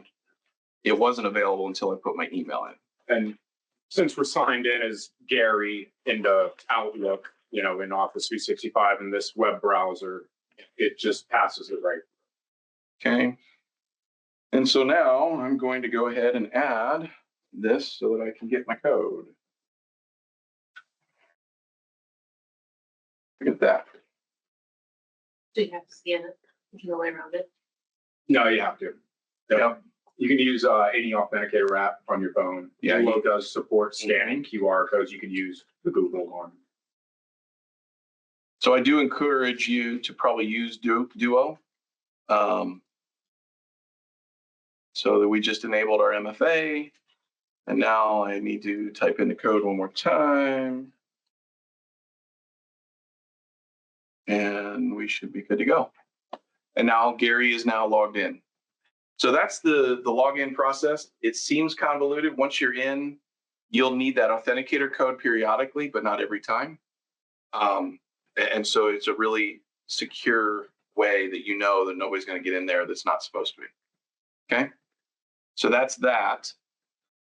And you'll notice it only has the chat functionality at the top. None of the workshop. Yeah. So that's how we're going to launch it for every user, unless, you know, if you guys sign up and you want to have a couple users that want to get a little more access right away, we can definitely change those roles and we can set that up. Okay. All right. So the last thing I was going to show you guys is that matrix that I keep talking about cost. Last problem we need to solve, right? So if I have one user and I want to sign up for all of these tools that Hatz or that AtNetHub provides, okay? One user will put us into the intro package for AtNetHub. And that user or that count of users will go up to 39 users. We could go up to 39 users. There's actually unlimited cap. You don't have to limit how many users get invited. It's just how many users are going to use up your credits fastest. And you don't get stopped if you hit the top credit. What it does is it slows some things down. So it might create that bottleneck situation that you run into. And it will maybe turn off a couple of the tool features and things like that. But mostly you'll still be able to chat with all the LLMs. It just might turn a couple things down in speed. Okay. So that's the AtNet Hub cost. Let's say for our intro package, $200 a month for one user. That seems exorbitant, Dan. It's $2,400 a year. But we don't have to stop at one user. But here's what it costs for Copilot, right? $30 a month. It's $360 a year, right? You pay for 360 days, you get 5 for free from Microsoft, right? So that's really cool. But then you have these other ones that are $25 a piece for Anthropic's Teams account or team account. The Gemini Business is $20. Meta is another $30. Perplexity is $40. GPT is $25, and X is $40. That's just for one user. So you get all access to all of those. That's not including Amazon. And the reason it's not including Amazon is because Amazon is a pay-as-you-go service. It doesn't have a team account. You can't sign up for just an independent account. You pay as you go. So you add all of those up and you're spending $2,159. But let's say I have 5 users that I want to add in here, or maybe 10. Okay. Come on now. Oh, numlock, right? Why is it not editing for me? Come on, it froze. There we go. It's coming. Fill it in. Okay. So now we have 10 users. Well, wait a minute. Now 10 Copilot user accounts is $3,600 a year. And we want to total up all of those other platforms that we have access to through AtNet Hub. For 10 users, that's $21,000 a year. Look at AtNet Hub. We didn't change. It's $2,400. So you can add 30 users.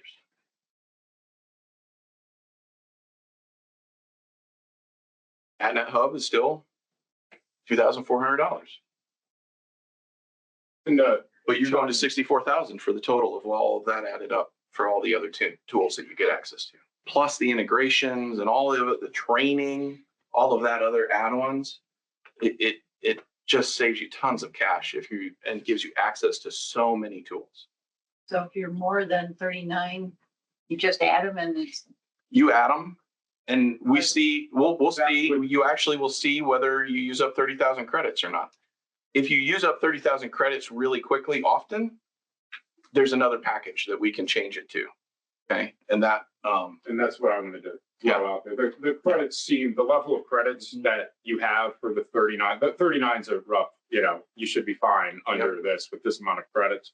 It does look accurate.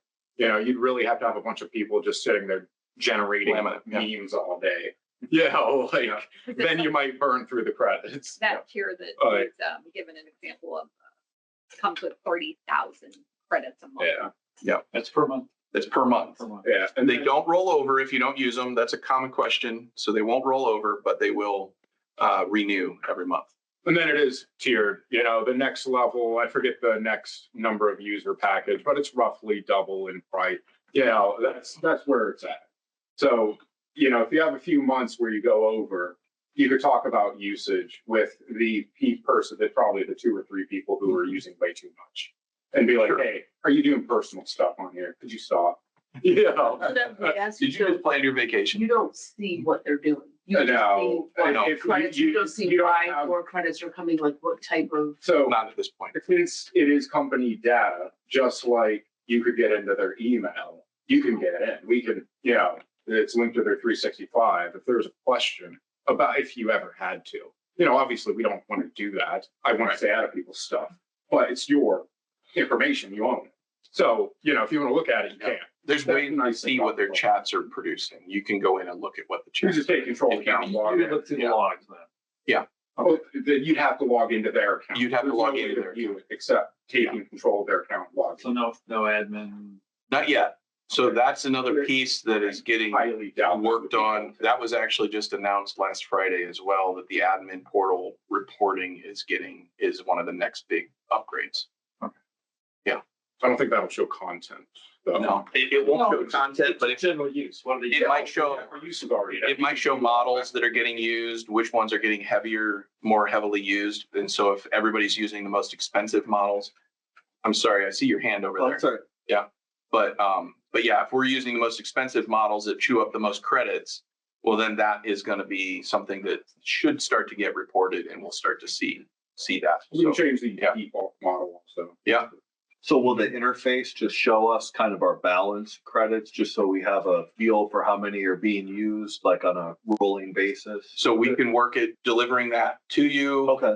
or you can have a person who is a client admin That can see that. that Yeah, can see that. Billing administrator role, and the tenant can view that. You can also, you can set up a billing administrator role. So So you can see that Gary, he doesn't have access to it, right? So he can't see that.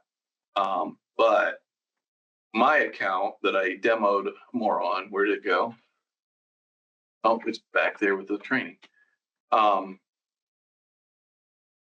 So my Dan account.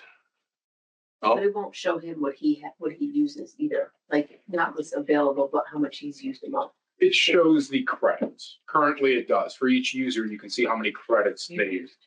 And it is just processing. How much time, have they burnt through? So like, I think you guys were saying that before, we could see who our power users Yep. are for it. yeah. And that's, it's true usage in a sense of, because you can assume the more complicated model they're using, the more complicated the work in a sense. Yeah. Yeah. Like, so.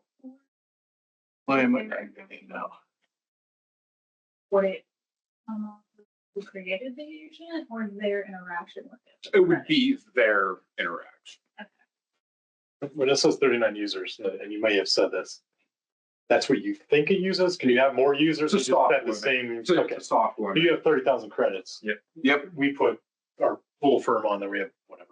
Yep. It's closer to 60, but we know probably 20 are never going to touch it. Yep. We could start Right. off, Yep. on the low one, then the next month, if you just absolutely burn through it, pump you up, it's flexible. All right. Logged me out, and I don't know why. So I'll have to come back to it, but I can. I think it's probably cookies and things trying to do too many things on one desktop here. So, but yeah. So the next package, we can talk about it all the time, and it does start to up the cost that the next package has. And it's frozen again. So, but the cost does start to go up, and you will get 100,000 credits, I think, or 75,000 credits at the next level. So you do have scaled credits available in the next packaging. Yeah. Okay. But I think. Yeah, there it went. We're anticipating probably 99% of our clients probably being perfectly fine. And Yep. that intro tier. Yep.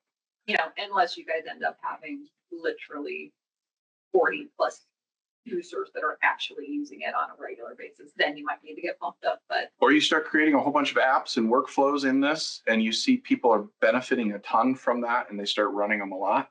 You could start seeing those get chewed up. But let's start at a crawl phase and see where we are. And then the next level, right? $4,600 is probably where you're going to be with the next package. It's still not $118,000 for 55 users with all the other tools licensing 55 users, right? And I want to point out, obviously that's, extreme estimate, even just one, if you have every user on ChatGPT, what is it? 10, 25. It's $16,500. Yeah, If you put 55 users on just one of those platforms, it's already and 4 times the they're amount. not going to use it. You're never going to get $25 a month. Well, depends on what they're doing. Actually, you might if they use AI correctly.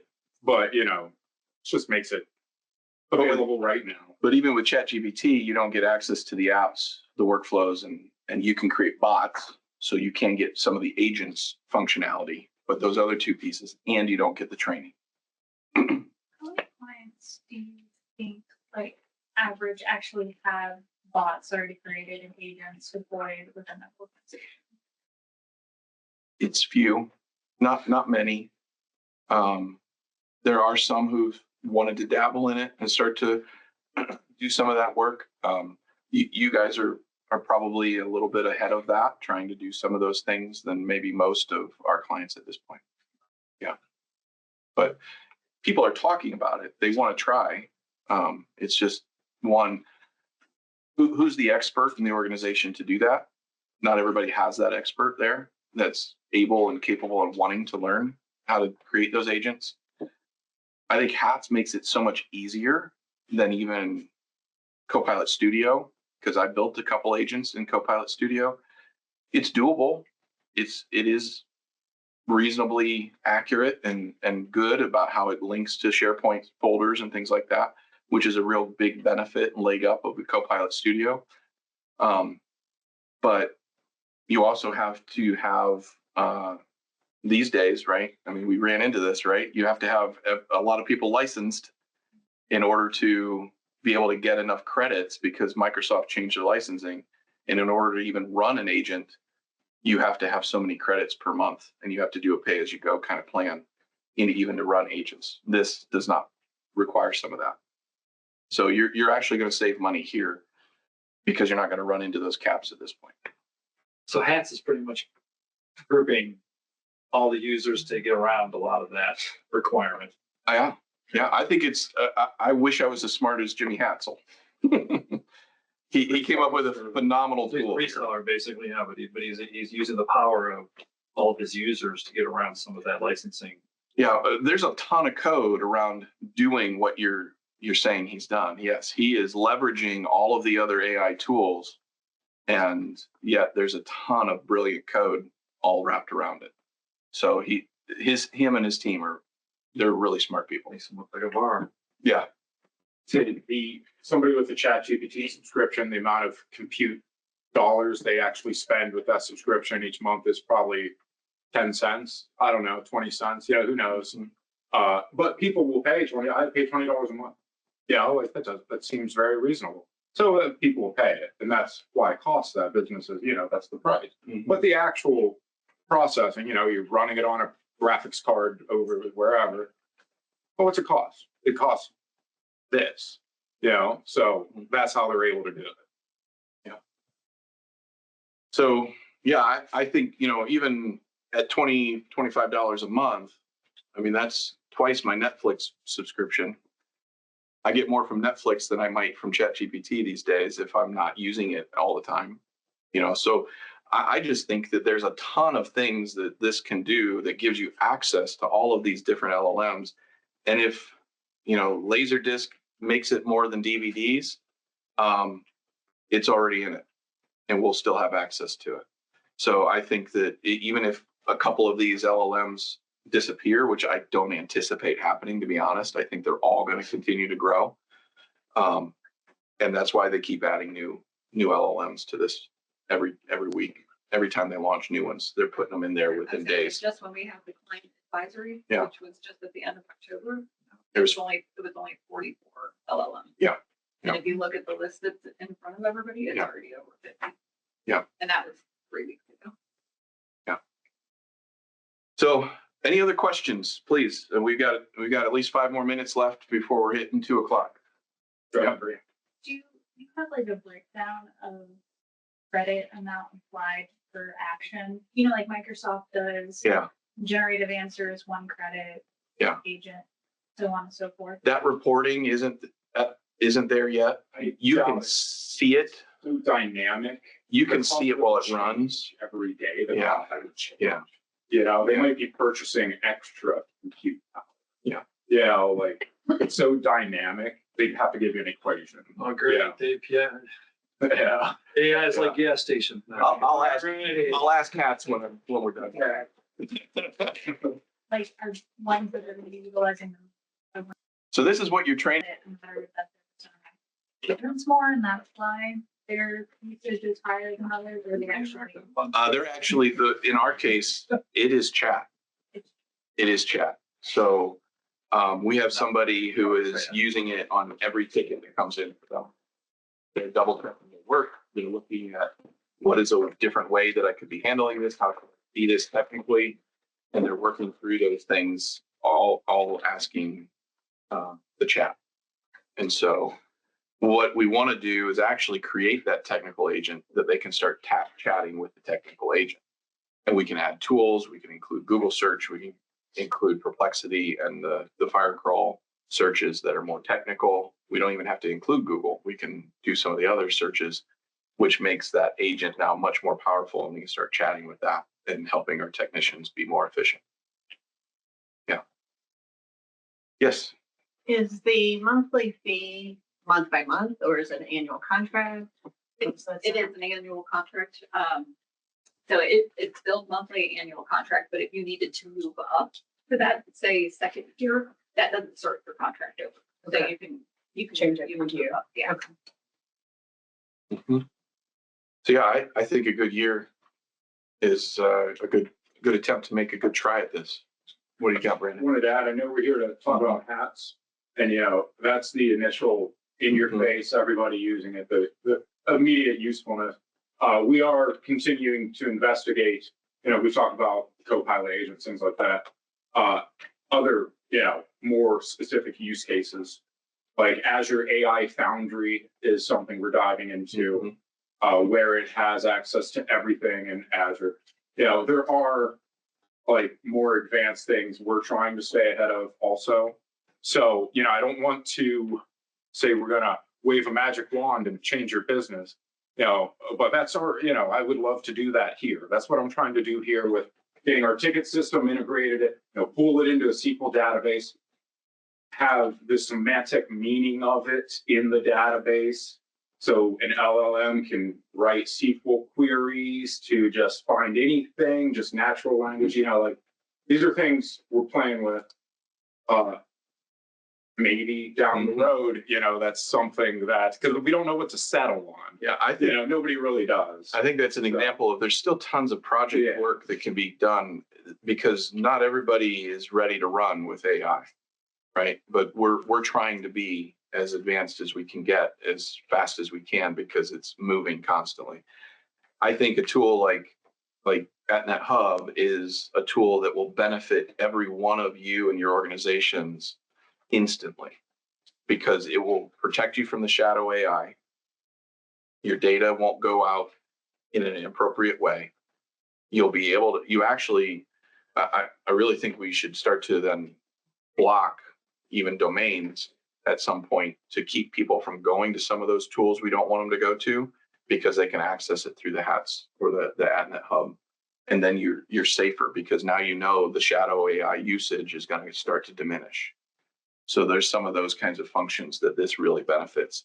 Again, you got to think about the security, and then you got to think about how fast are people going to adopt to these changes, and then how well can they be trained. This tool, what Brandon's talking about is a lot of great project work. We're trying to do some things to make everything a lot more efficient. It's all coming together fairly fast, as everyone's aware of with the AI, all-encompassing AI. Like there are all kinds of fun things to do with all your data. And the intention is to do it here first and figure out, because we just keep coming up with an agent to do this, and we're pretty close to, having it all tied together. So the real specific things that come up that, this is more end user, like quick things. Later down the road, I'm curious if you have real specific use cases, shoot me an email. Nothing right off the bat, that's for sure. But we can start thinking about it. Yeah, Carl. Last time you and I talked, Power Automate, they're starting to, that one product we were starting to work on, to where we can get Power Automate to do interface with forms. Regurgitate that output that I'd like it to see it in instead of me doing a bunch of Excel work. Would be nice if they could actually start, because I'm old school programmer. I'm COBOL Fortran. Well, I that don't is, know the new stuff. that's still a project. So in this case, like one of the use cases is that how do you take a, how do you take an Excel file and automatically, or not even an Excel file, in this case, it's a Microsoft form or some sort of data that's brought in through an interface for users to interact with, convert that into a format that you want it to actually output in. That's something that can be documented where you can create the Microsoft form pretty easily. Now, how do we get AI to interact with that data after the fact? Well, that can be stored now in a Dataverse that maybe at some point, we don't have an integration to Dataverse yet within Hatz, but we do through Power Automate. So there are still clear instances where Power Automate, Copilot, a lot of the Microsoft, universe is still going to be the better way to solve some of the problems. Okay. I just see Hatz advancing so fast.